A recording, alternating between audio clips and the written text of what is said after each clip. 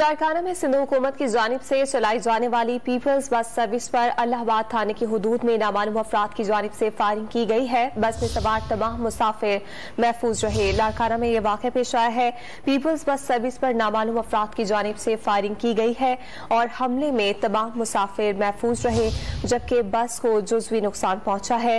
Police ने मौके पर पहुंचकर वाक़े की तफ्तीश का आगाज कर दिया है। लाड़काना में सिंध हुकूमत की जानिब से चलाई जाने वाली पीपल्स बस सर्विस पर इलाहाबाद थाने की हुदूद में नामालूम अफराद की जानिब से फायरिंग का वाक़या पेश आया है।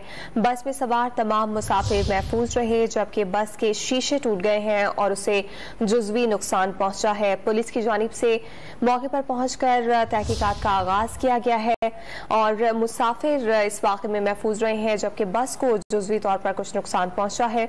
लाड़काना में सिंध हुकूमत की जानिब से चलाई जाने वाली पीपल्स बस सर्विस पर फायरिंग की गई है।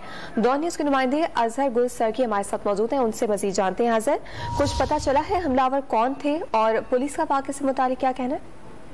जी बिल्कुल, ये पीपल्स बस सर्विस जैसे ही बाकरानी टावर से गुजरकर ओवरहेड ब्रिज पर चढ़ी है तो वहां पे उनसे कब्रिस्तान की तरफ से उन्हें उस पर फायरिंग की गई है। इससे कबल भी उनका कहना है कि इसी तरह का हमला हुआ था, लेकिन उन्होंने कहा शायद कोई इत्तफाकी वाक़या है। लेकिन दूसरी बार जब ये इस तरह की फायरिंग हुई है और शीशे मीशे वगैरह टूटे हैं बस के, तो वो खौफजदा हो गए और मुसाफिरों ने चीखें मारने लगे। उसके बाद पुलिस को इत्तला दी गई इलाहाबाद थाने की हुदूद है, लेकिन अभी तक पुलिस ने जो है कोई कार्रवाई ऐसी नहीं की है जिससे कोई गिरफ्तारी हो या कोई इस तरह का पता चले कि किसने किया है। पुलिस का कहना है कि हम तफ्तीशी अमल हमारा जारी है, जैसे ही इस तरह की कोई गिरफ्तारी होती है तो हम उस पर कार्रवाई करेंगे। बहुत शुक्रिया अजहर, आप तफसीलात फराहम कर रहे थे।